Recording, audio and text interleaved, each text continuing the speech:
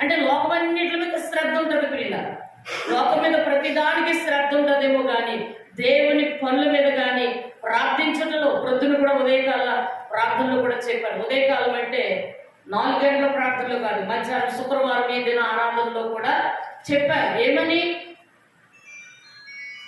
ఏమని చెప్పాను ప్రియులారా? ఈ మధ్యాహ్న సమయంలో కూడా వచ్చారు కదా. అయితే దైవ సన్నిధికి వచ్చినప్పుడు మరి ఎన్నో ప్రార్థనలు జరుగుతున్నాయి జీవితంలో. మనం ఏంటంటే దేవుని యందు ఆసక్తి కలిగి ప్రార్థన జీవితం కట్టుకోవాలి. ఎన్ని రోజులు చెప్పినా ఎంత చెప్పినా మనం దేవుని కొరకు ఎంత పట్టుకొచ్చి ఇచ్చినా కూడా మొదటి స్థానం ఏంటి చెప్పండి? ప్రార్థన, ప్రార్థన, ప్రార్థన. ఏం ప్రార్థన? మందిరానికి వచ్చేటమే ప్రార్థన అండి, మందిరానికి వచ్చి వెళ్ళిపోవడమే ప్రార్థన అండి. ఏలియా మన వంటి స్వభావం గల మనుషుడే అయినప్పటికీ కూడా అతను ఆసక్తితో ప్రార్థన చేస్తాడంట. ప్రార్థన అనేటువంటిది చాలా విలువ. ఎక్కడికి వెళ్తున్నామంటే ప్రార్థనకి వెళ్తున్నానండి అంటారు అండి. దేవుని మందిరానికి వెళ్తున్నామని, ప్రార్థనకి వెళ్తున్నామండి. మరి ప్రార్థన మీద బేస్ అయి ఉన్నది జీవితం. ఇంటి దగ్గర ఉన్నా సరే మనము మోకాళ్ళుని ప్రార్థించే వారికి ఉండదు. ఉదయం లేవగానే దేవుని సన్నిధిలో మోకాళ్ళుని ప్రార్థించిన అనుభవం మనకు కావాలి. అప్పుడే జీవితాలు ఫలభరితం.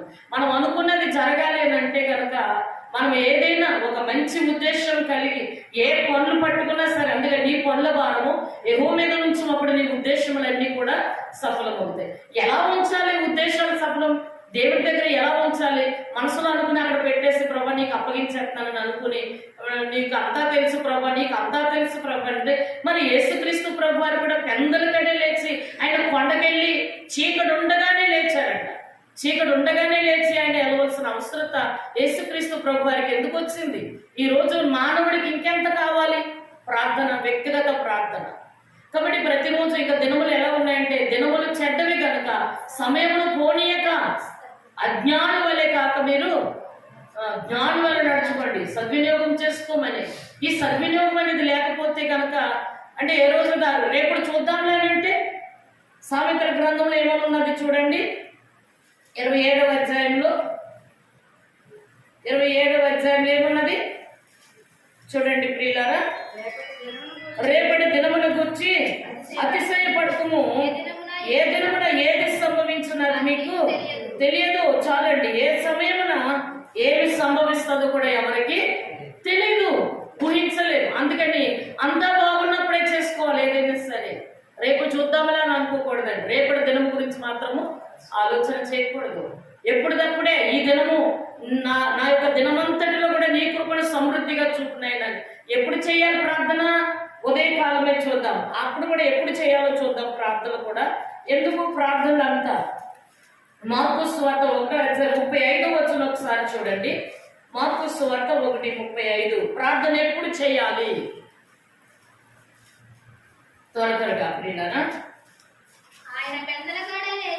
చూడండి. ఆయన పెందలకడే లేచి ఇంకను చాలా చీకటై ఉండగా బయలుదేరి అరణ్య ప్రదేశంలోకి వెళ్ళి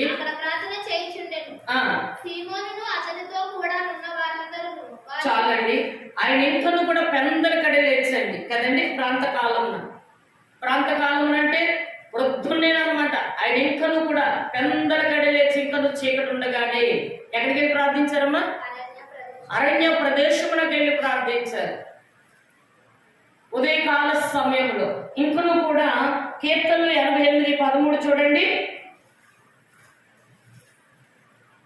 కీర్తనల గ్రంథం 88:13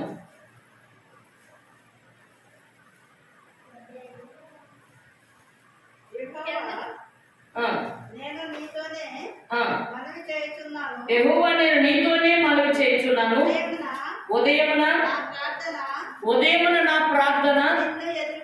అది ప్రార్థన చూసారండి. యేసుక్రీస్తు ప్రభు వారు పెందలకడే లేచి ఆయన అరణ్య ప్రదేశంలోకి వెళ్ళి ఆయన పెందలకడే లేచి ఆయన ప్రార్థన చేశారు.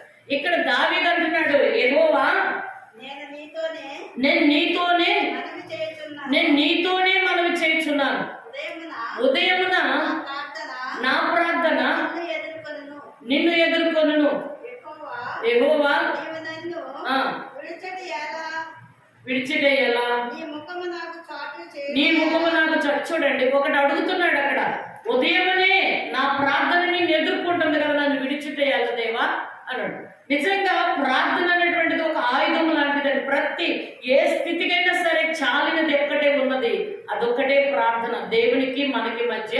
ఉన్నటువంటి సంబంధం ఏంటి అని అంటే ప్రార్థన ప్రార్థన ప్రార్థన. మరి ఉదయం లేచిన తర్వాత మోకాళ్ళు వంగి వ్యక్తిగత ప్రార్థన. నేను 4 గంటలకు మిమ్మల్ని అందరినీ కూడా పురుకొల్పుతున్నాను. 4 గంటలకు లేచి ప్రార్థన చేస్తున్నాను. తర్వాత దినమంతటిలో కూడా వాక్య ధ్యానం. అక్కడ దినములకు ముమ్మారు కూడా ఎవరు ప్రార్థన చేస్తారు చూడండి, దానియేలు గారు ముమ్మారు ప్రార్థించారంట. ఒక సమయం పెట్టుకోవాలండి ప్రార్థనకి, ఆ సమయం కేటాయించుకోవాలి. సింహాల బోన్లో వేస్తాం అన్నప్పటికీ కూడా దానియేలు గారు ఏమాత్రం కూడా ప్రార్థన జీవితంలో తగ్గలేదు. అంటే ప్రార్థనలో ఉన్న శక్తి అంత గొప్పది. మన ప్రీతమ నాయకులైనటువంటి జగన్మోహన్ రెడ్డి గారు కూడా నేను ప్రార్థన చేస్తానని ఆయన స్టేట్మెంట్ ఇస్తున్నారు. ఆ బైబిల్ అనేటువంటిది ఆయన పబ్లిక్గా నేను బైబిల్ చదువుతాను, నేను ప్రార్థన చేస్తాను, హిందూ సంప్రదాయాలకు పూజలు ఏది చేసినప్పటికీ కూడా ఆయన మొదటి స్థానం ఎవరికి ఇస్తున్నారు అనేటువంటిది చూసినట్లయితే అసలు ఇంతట కారణం ఏంటి అని అంటే బైబిల్ ఎంత గొప్పదా అని కొందరు ప్రశ్నించినట్లుగా చూస్తూ ఉన్నాం. ఏమండి, ఈరోజు మన నడవడిలో మన పద్ధతిలో కూడా అనేక మంది అసలు వీళ్ళ జీవితం ఏంటి అని అక్కడ నెబుకద్నెజర్ గారి యొక్క విశేషమైన సంగతిలో మనం ఆలోచన చేసినప్పుడు అక్కడ కూడా ఈ దానియేలు సంగతి ఏంటి, ఇంత హెచ్చులోనికి రావడానికి కారణం ఏంటి అని అక్కడ ఉన్నటువంటి వారందరూ కూడా కుట్ర పని చూసినప్పుడు అంత హెచ్చులోనికి రావడానికి కారణం ఆయన ముమ్మారు ప్రార్థన చేసేవాడు. ఎవరైనా దానియేలు గారు ఈ ప్రార్థన ఎలాగైనా సరే నాశనం పెట్టేసేయాలని చెప్పి 30 రోజుల వరకు కూడా ఎవరికి కూడా ప్రార్థన చేయడానికి వీల్లేదనే శాసనం తీసుకొచ్చారు. ఈ రోజు అపవాది అయిన సాతాను గాడు మనల్ని ఎంతగానో వాడు వలలోకి ఎక్కడ మనల్ని వలలో చిక్కబెట్టుకుంటున్నాడంటే మోకాలు వంగకోకుండా ప్రార్థన చేయకోకుండా మనల్ని మొద్దులు చేసేసి కష్టాలు వస్తున్నాయి, బాధలు వస్తున్నాయి, ఇరుకులు వస్తున్నాయి, ఇబ్బందులు వస్తున్నాయి. ఇవన్నిటికీ కూడా జయం ఒక్కటే ఉన్నది అని ఏంటంటే ప్రార్థన ప్రార్థన ప్రార్థన. దేవునికి స్తోత్రం, హల్లెలూయా. కొలస్సీ రాసిన పత్రిక 4వ అధ్యాయం 2వ వచనం కూడా చూసినట్లయితే చూడండి. కొలస్సీ రాసిన పత్రిక 4వ అధ్యాయం 2వ వచనం. కొలస్సీ రాసిన పత్రిక 4వ అధ్యాయం 2వ వచనం. ప్రార్థనయందు నిలకడగా ఉండి కృతజ్ఞత గలవారే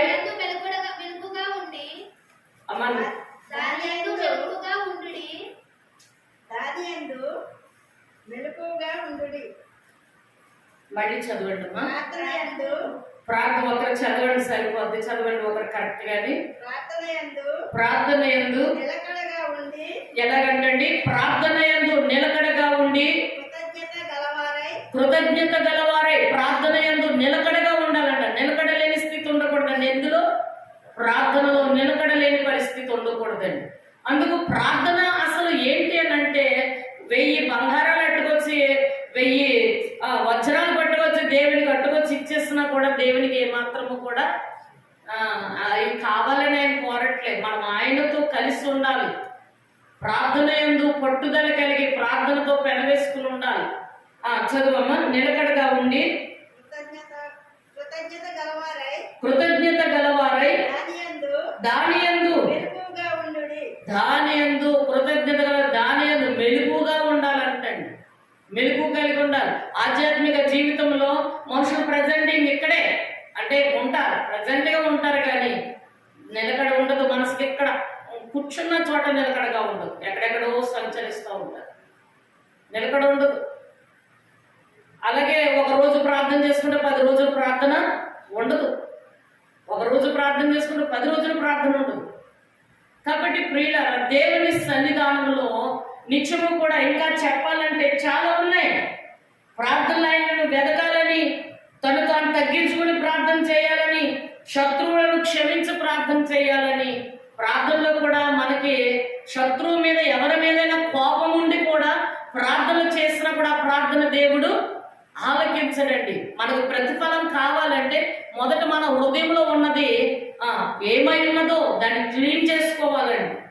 అందుకే ఎవరి మీదైనా నీ కోపం ఉండటం నీకు అనిపించినప్పుడు నువ్వు అర్పణ వేయకముందే ఏం చేయాలా? నీవు అర్పణ వేయకముందే అర్పణ వదిలిపెట్టి అక్కడ మొదటగా వెళ్ళి వారితో సమాధానపడి అప్పుడు వచ్చి నువ్వు అర్పణ చేయించు. అది కూడా ఒకసారి అర్పణ గురించి కాదు కానీ శత్రువులను క్షమించి చేయవలసిన ప్రార్థన. లూకాసు సువార్త 23:34 మనలో పాపం పెట్టుకుని ప్రార్థన చేసినా కూడా ప్రతిఫలాలు మాత్రము రావు. ఎంతకాలం మనం దైవ మందిరానికి వచ్చినా. లూకాసు సువార్త 23:34 యేసు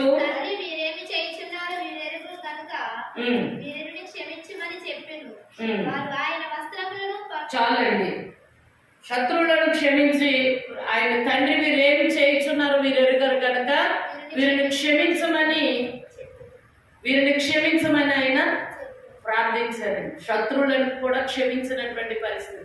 మన జీవితంలో కూడా క్షమాపణ లేనటువంటి ప్రార్థనలు చేసినా కూడా, అంటే హృదయంలో పాపం పెట్టుకునో శత్రువు మీద కోపం పెట్టుకునో మనం ప్రార్థనలు చేసినా కూడా ఆ ప్రార్థనలకు ఏం రాదంటండి, జవాబులు రావు. అందుకే మొదటిగా మనం ప్రార్థనలో కూడా చాలా ప్రార్థనలు ఉన్నాయి. దైవ గ్రంథంలో అనేక మంది ప్రార్థించారు, ఉపవాసంతో కూడి ప్రార్థించారు. మరి ఈ ప్రార్థనల ద్వారా అసలు ఏం కలిసి వస్తుంది అని అనుకుంటే కనుక పరిస్థితులన్నీ కూడా మార్పు చెందటానికి కారణం ఒకే ఒక కారణం ఏంటి అని అంటే అది ప్రార్థన జీవితం. అందుకే ఈ 70 రోజుల యొక్క ప్రార్థనలో బిడ్డలు ఫలభరితం అవ్వాలి, సంఘము క్షేమాభివృద్ధి కలిగాలని చెప్పి లైన్ పెట్టి మరి 70 రోజుల ప్రార్థన కనీసం ఆ రూపంలోనైనా మనుషులు ఏమవుతారు, మారుతారు. హృదయం చదివించాను, ఎక్కడ చదివించాను? మీ ప్రాచీన స్వభావమును విడిచిపెట్టి, ప్రాచీన స్వభావం విడిచిపెట్టి నవీన స్వభావమును ధరించుకొనుడి. చదువమ్మా. ఎఫెసీ రాసిన పత్రిక 4వ అధ్యాయము 4వ అధ్యాయము ఎఫెసీ రాసిన పత్రిక 4వ అధ్యాయము. అయితే మీరు యేసుని గూర్చి విని ఆయన యందు సత్యం ఉన్నది ఉండగానే ఆయన యందు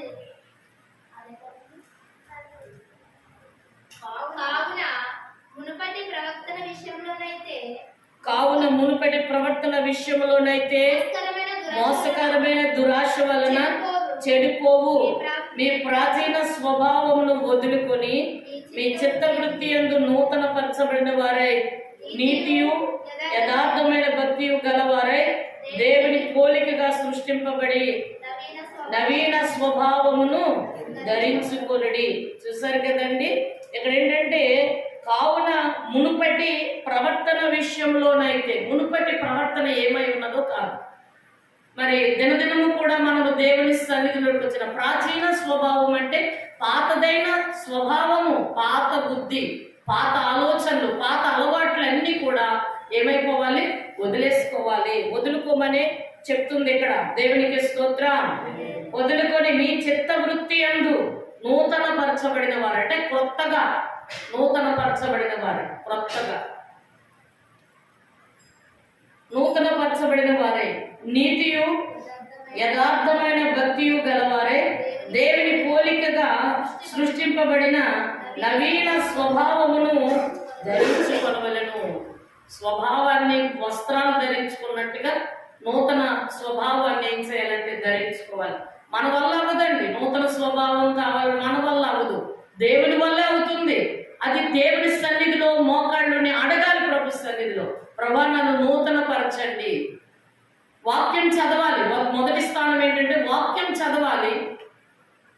ధ్యానముతో వాక్యం లేకోకుండా ప్రార్థనలు కూడా మనం కరెక్ట్గా చేయలేమండి.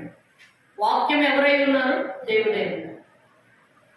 కాబట్టి దేవుడితో మనము సంబంధం కలిగి ప్రతిరోజు ఉదయకాలమే, మధ్యాహ్నము, సాయంకాలమున, చూడండి, ఉదయమున, సాయంకాలమున, మధ్యాహ్నమున నేను ధ్యానించుచు మొరపెట్టుకుంటాను.